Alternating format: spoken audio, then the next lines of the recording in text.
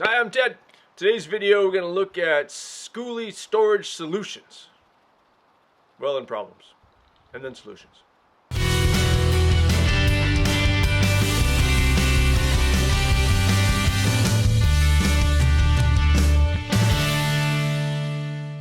Okay, so in typical Aries fashion, as my daughter will tell me, I tend to be a full speed ahead kind of guy, and sometimes like organizing things, I don't really take the time to do. Even though on an intellectual level I know I should, but on an emotional level it seems like you know, I got to keep moving forward doing stuff. So what happens is we just get involved in projects, and then at the end just chuck stuff places, and then I can never find it. And so I'm working and getting better at that. And so one thing that I noticed in the course of the building process is that it's hard to know exactly what you need to store. Like, who knows what you're really going to need and what you're ending up using. And so we're going to be hitting that 80-20 rule quite a bit, you know, in the sense that you get 80% of your use out of 20% of your stuff. And so we got to try to figure out what that 20% is and then actually find a place to put it. And then you have to be pretty efficient with that storing space. So that's one concept we're going to work on today, is 80-20. And I think the other concept is that get the big things in first, and then work around them. And they can be big in physical size, or they can be big in importance, depending on how you define it. But I don't know if you've ever seen the demonstration. I've done it a couple times with students. It's you know, the professor who comes in with a big jar and says, you know, well, and fills it with rocks and says, well, is it full? You know, it's filled up, and students say, oh yeah, well, it's full. Then you take a handful of small rocks and you pour those all around there. And they're like, oh, well, it's full now. And then you take sand and you pour that all in there. And so now it's full up with sand. And it says, oh, yeah, it's definitely full now. And then takes a pitcher of water and pours it all in there, and it flows around it. So I see storage as sort of that type of approach. We get the big things in first and then work around it. And again, it's been a process for me. I'm still kind of working on, you know, what are the most important things that I need, and then how can I find a place to put them in a way that's efficient. And the other aspect, and what I mean by efficiency, and kind of why we're starting with the garage back here, is because it's a big space, kind of, relatively. I don't know, what is it? I don't know how many square feet it is, but sorry, my dog alarm's going off. Hey, Ola, no! Get over here! Dog alarm is going off at the delivery person. New tools, but that'll be a video for later on. No peeking yet. So anyway, so we're talking about the finding places to put stuff. And so what happened again with the footage in the square footage, cubic footage, I guess, with this is that you just chuck stuff in there. And then, of course, the stuff that you wanted was always at the bottom, so you had to take the stuff off the top, and that was just a challenge because, again, building it, I wasn't exactly sure what we're going to use. So now I've made a list of all the things that we need.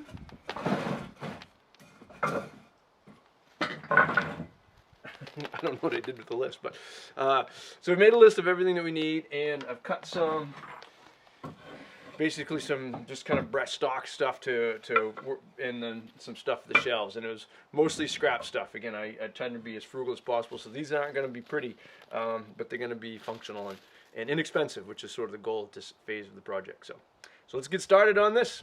All right, I found my list, and so the first thing, I'm going to put my chop saw here, and then, you know, other tools going up. I'm going to actually put in a spot for a generator over here on the left-hand side.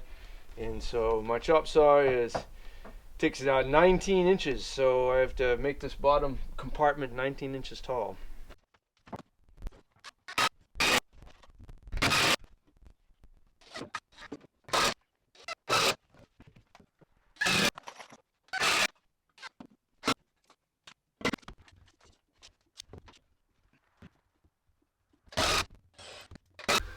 So as you can see here, can't really screw anything into the window. It's kind of dark there. Hopefully you can see all right.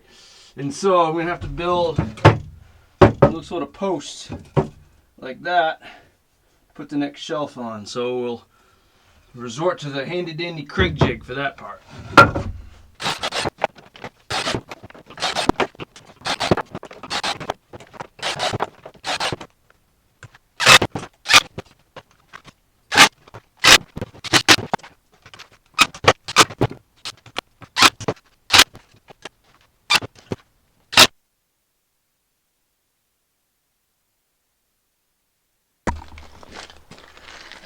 All right, we got the shelves all in, and now I got some various sundries here. They're gonna try to hang on that back wall. So we got sorted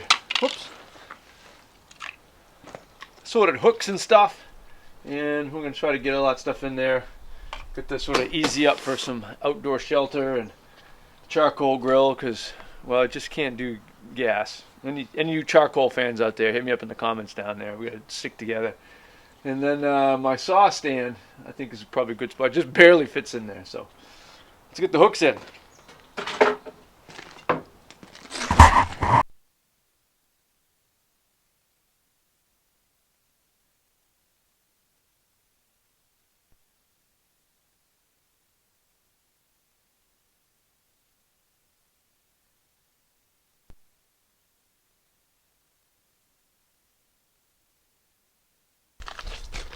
All right, work so far. Again, I got most of the important tools. Like I said, put the big things in first. So got my chop saw over here, and I got the compressor and the welder, and then on the other side, got my table saw. And so those are the big things that I kind of need. And then got one of the boats there, the all important grill, paddles and stuff. My saw stand up there, and then different bins at top to put different things. And they got one more.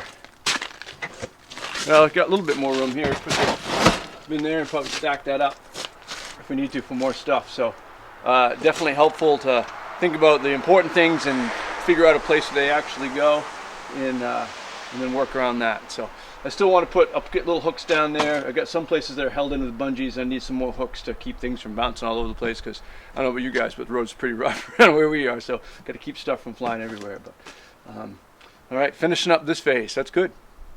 And these little ladders are handy too.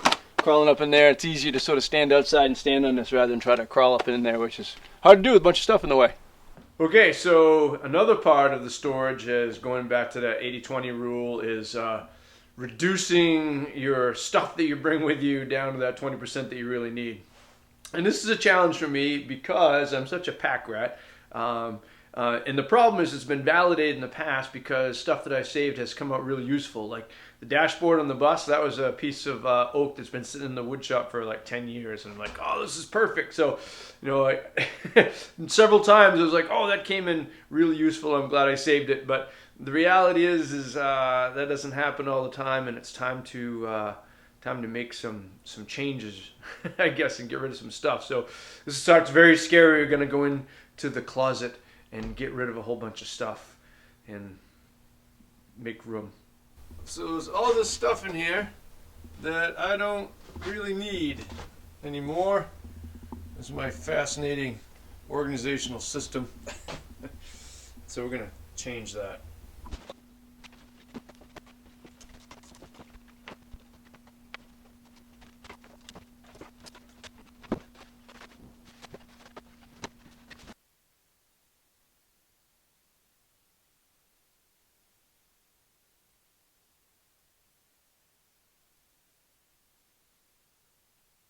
Okay, so I'll be putting a lot of tools in here, and I'm usually a pretty trusting person. Like I said, I usually leave the keys in ignition because that way I won't lose them. I don't even know where the house keys are. But probably should secure this area a little bit if I'm going to have a couple $1,000s worth of tools in here and be traveling all over the country. So I've got this Goodwill window film that I'm going to put on here. So I've done some basic cleaning already, and then it's interesting to watch a couple, the videos from Goodwill, which are different than what's on the box. That's interesting. But so we're gonna. It says in the video that you would put it on the outside of a car window with the sort of towards the lining side, and then trim it all out, and then roll the window and pull it on the inside. But I'm not sure that's going to work so well with the windows that kind of slide up and down. So I think my strategy will be is I'll size it and trim it, put it on this window, size it, and then I'll put it over on that side, and it'll be the exact same size. And maybe that will work better than trying to go inside and outside like that. So I got the window tint application kit, which probably didn't need, but every once in a while that stuff just makes the whole life a whole lot easier. So So we're gonna spray. Well, we're gonna turn this on first. There we go. I'm going to put that on.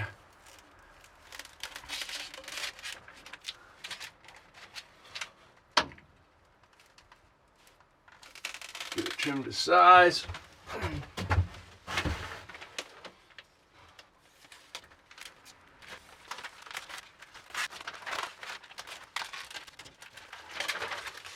Doesn't really want to stick up there, does it?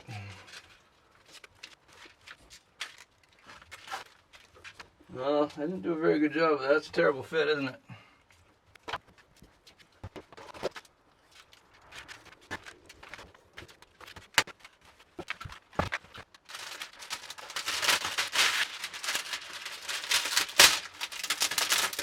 Now I'm left with a big old sticky mess.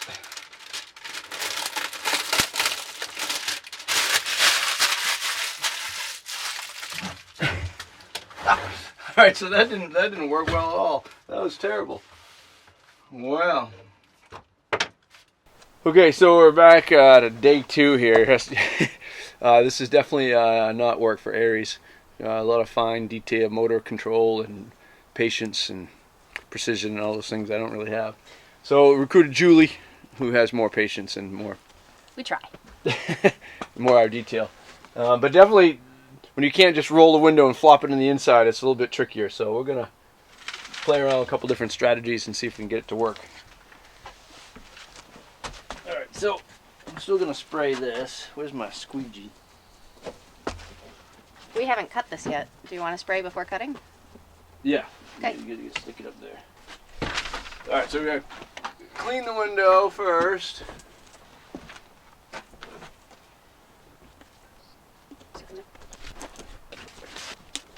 Alright, so we're going to spray it again and stick this to it. What to do with that little handy dandy knife?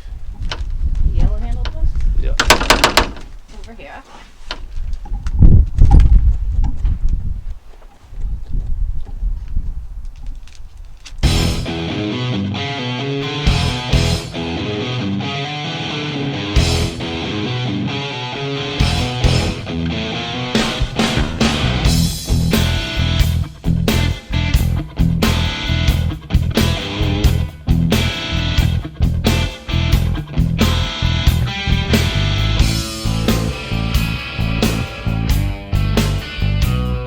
I'm going to go in and make obscene gestures. You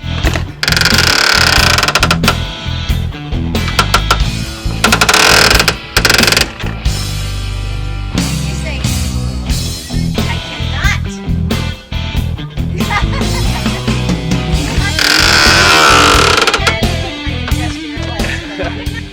Alright, so here's our last place of storage issues.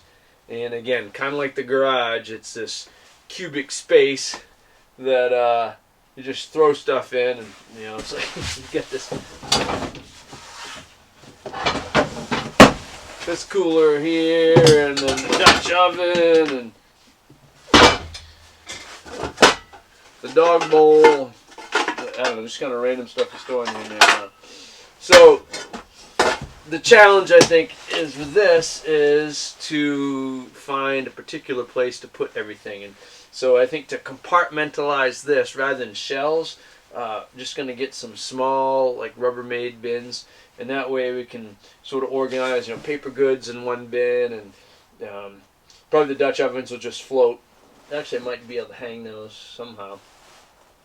But that way you can pull out one bin for stuff rather than have to sort through a bunch of different things at once. So I'll have to get some bins to fit that, and that will be sort of the final of the Skoolie Storage space solutions. Well, it's never final, right? It's always you just keep tweaking it until it works better. So that's it with this. We reduced the stuff that we're gonna bring. Created everything, or a spot for everything in the garage. Worked on this storage, which again is not super exciting or innovative, but it is what it is. So, oh, I do actually have something innovative to show you.